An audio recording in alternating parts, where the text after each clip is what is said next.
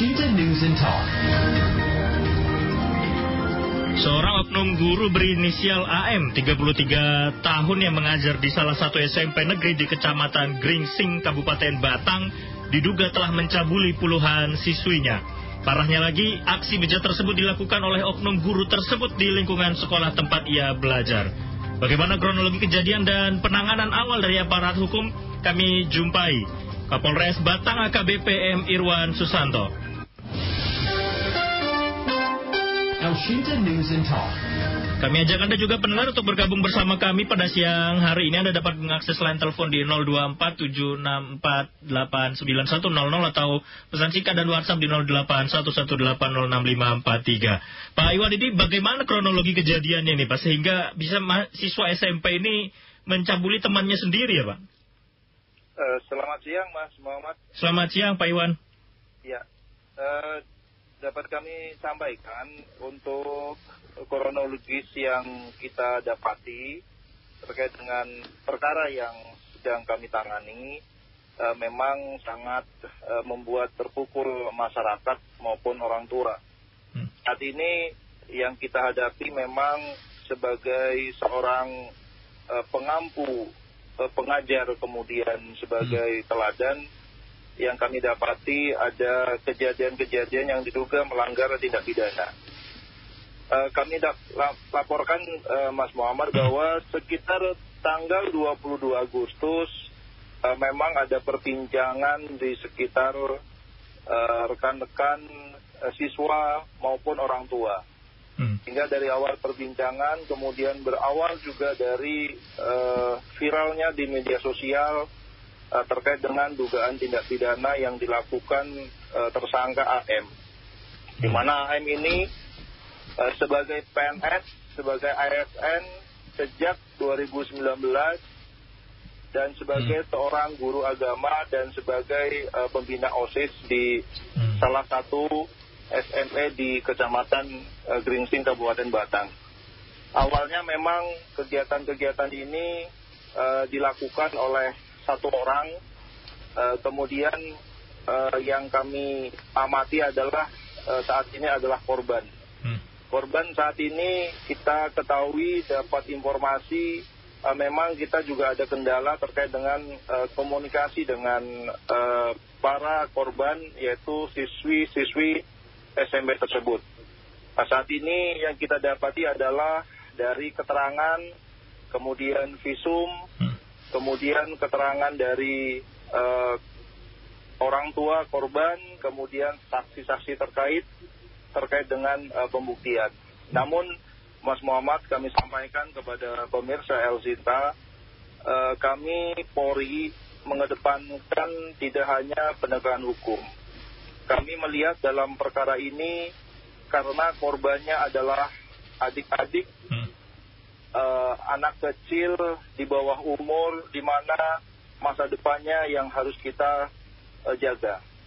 Maka dari itu arahan dari Bapak Kapolda Jawa Tengah, kita diminta untuk sangat hati-hati dan pelan-pelan, di mana dalam melakukan kegiatan, berkomunikasi, mengambil keterangan itu harus hati-hati. Karena kita menyangkut dari psikologi anak, jangan sampai masa depannya aja, sehingga nanti akan berhenti hanya terkendala sebuah perkara ini.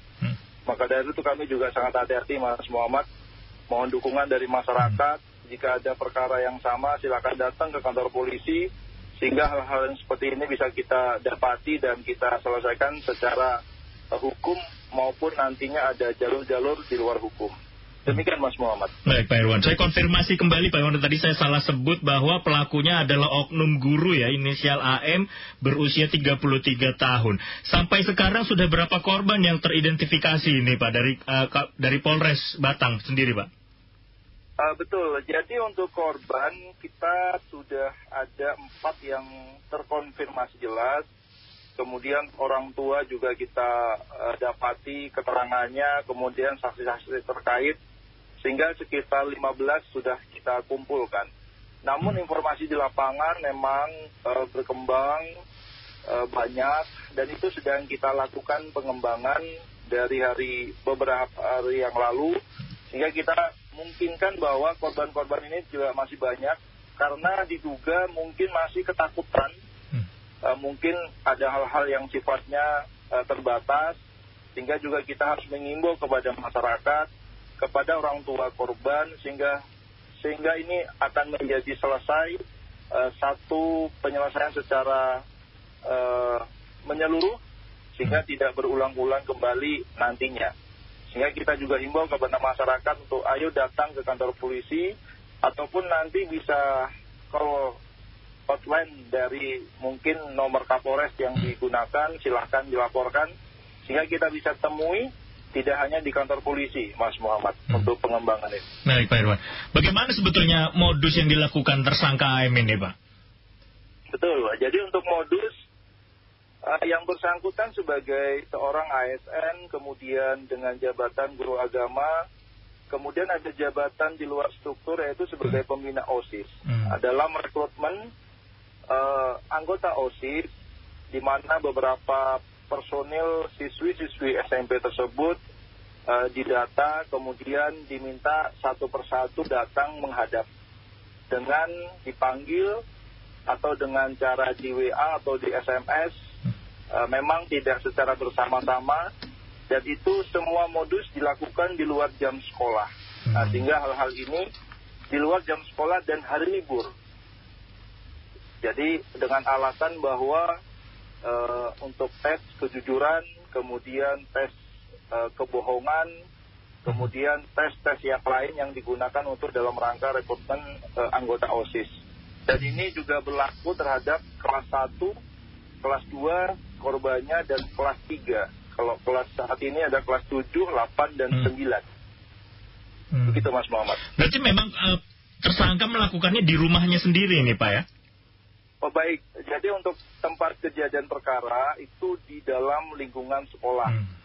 Yang terkonfirmasi saat ini memang di dalam lingkungan sekolah. Ada di kelas, di ruangan OSIS, dan di tempat-tempat lain yang kami saat ini sedang kembangkan. Dan kemarin kami juga lakukan cek TKP bersama tersangka. Dan banyak hal yang menjadi pengembangan perkara, dan barang bukti juga banyak hal sudah kita kumpulkan di tangan penyidik. Demikian, Mas Muhammad. Dan dari keterangan para orang tua korban ini, Pak, apakah tidak ada yang merasa aneh ketika ada panggilan ke sekolah di hari libur begitu, Pak? Betul sekali, Mas Muhammad. Jadi beredar ada kecurigaan awal, namun mungkin menganggap bahwa seperti biasa ada panggilan, kemudian diminta untuk membersihkan kelas atau kegiatan-kegiatan lain di luar yang selama ini mungkin berjalan seperti biasa. Namun memang setelah ada kejadian-kejadian itu, ada beberapa korban yang berani menyampaikan kepada orang tua, sehingga ini bisa terblow up kepada media ataupun masyarakat dalam perbincangannya.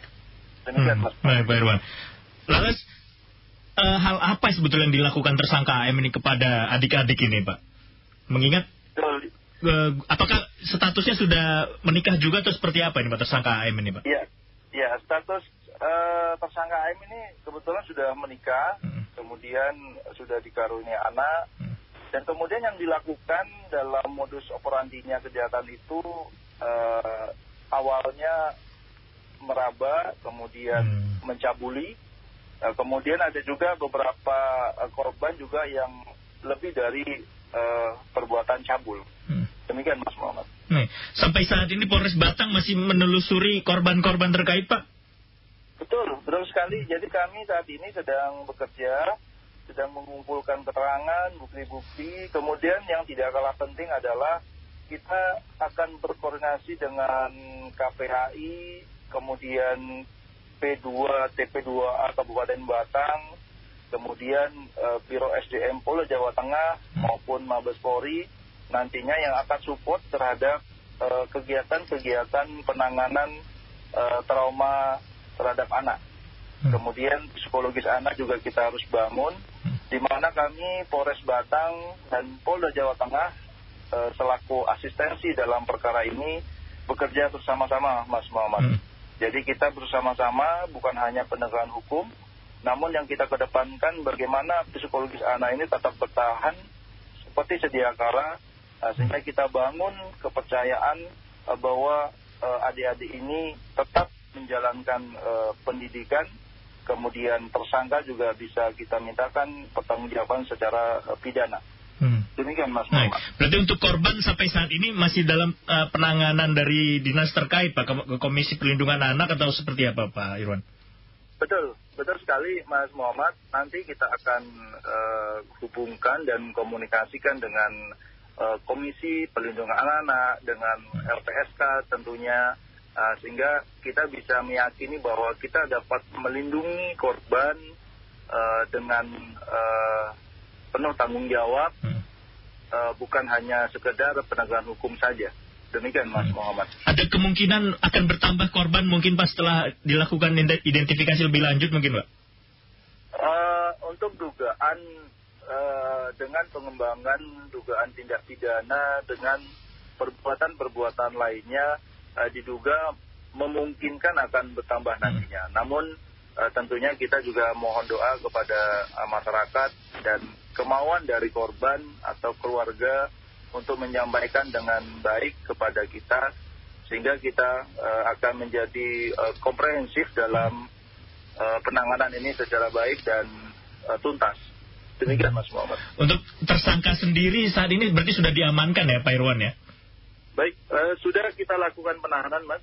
Kemudian kita juga sudah laporkan kepada instansi terkait, di mana yang bersangkutan sebagai seorang pengajar, guru, kita juga sudah kirimkan surat pemberitahuan bahwa saat ini sedang ditangani, kemudian proses hukum sedang berjalan di Polres Batang kepada Dinas Pendidikan maupun kepada Bupati Batang. Demikian. Apa yang akhirnya diungkapkan dari tersangka Pak? Mungkin dari keterangan yang sudah disampaikan sebelumnya dari tersangka kepada kepolisian, apa yang menyebabkan dia akhirnya berani melakukan hal itu Pak? Sementara tadi yang kita sampaikan Mas Muhammad beberapa hal itu, tapi kalau ungkapan-ungkapan yang tahu detail mungkin nanti kita sampaikan, mungkin nanti oleh Bapak Kapolda atau nantinya mungkin akan disampaikan dalam persidangan. Karena ini menyangkut kejahatan anak, memang kita sangat terbatas menyampaikan ke media, namun kami tetap layani rekan-rekan awak media sebatas sebagai profesional, sebagai penyedia pewarta media. Demikian Mas Muhammad. Baik. Ada informasi mungkin Pak sudah berapa lama oknum tersangka AM ini melakukan hal ini Pak? Baik, untuk dugaan bagaimana beberapa hal yang menjadi penting dalam proses pembuktian, diduga dari mulai September 2021 sampai akhirnya sekitar 17 Agustus kemarin ada dugaan-dugaan terakhir dari tersangka melakukan kegiatan-kegiatan melanggar hukum tindak pidana. Demikian. Baik, boleh dikonfirmasi ulang lagi Pak berapa total jumlah korban yang sudah terkonfirmasi Pak, dan mungkin yang sudah diperiksa dari pihak Polres Batang Pak Irwan? Ya, untuk saat ini di tangan kami sebagaimana data kemarin memang baru 4 orang.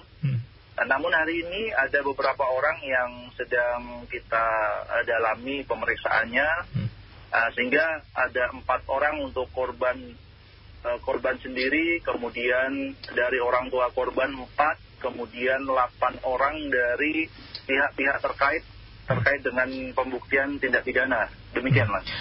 Memang tampakkah rasa trauma di raut adik-adik ini yang diperiksa ini Pak? Sementara untuk itu kami tidak bisa sampaikan ke masyarakat, karena ini menjadi konsumsi dari penyidik yang tentunya kami sebagai anggota Polri bertanggung jawab terhadap penanganan perkara ini, namun juga kami juga bertanggung jawab bagaimana menjaga stabilitas psikologis, kemudian masa depan, kemudian Kamtibmas khususnya di Kecamatan Gringsing dan lebih umum di Kabupaten Batang. Demikian Mas Muhammad. Harapannya memang kasus-kasus seperti ini tidak terulang kembali Pak ya, dan polisi bisa mengawal kasus ini hingga selesai dan pelaku juga diberikan hukuman yang dirasa mampu mengembalikan kepercayaan masyarakat kepada institusi pendidikan ya Pak Irwan ya? Betul sekali Mas Muhammad, karena ini menjadi beban negara bahwa sebagai instansi dalam rangka menumbuh kembangkan pendidikan, stabilitas penerus bangsa, ini kita juga harus bisa menjaga baik, kemudian memberikan kepercayaan terhadap publik bahwa pendidikan tetap berjalan, kemudian profesional tenaga pendidik juga harus berjalan. Ini yang juga jadi beban kami selaku penegak hukum, bagaimana ini menjaga keselarasan ini. Demikian Mas Muhammad. Baik, terima kasih banyak atas kesempatan waktunya siang hari ini Pak Irwan. Baik, terima kasih. Selamat siang, salam presisi Pak Irwan. Selamat siang, salam presisi. Demikian pendengar, Kapolres Batang AKBP M. Irwan Susanto. Membeli produk Indonesia berarti membuka lapangan kerja anak bangsa. Al Shinda News and Talk.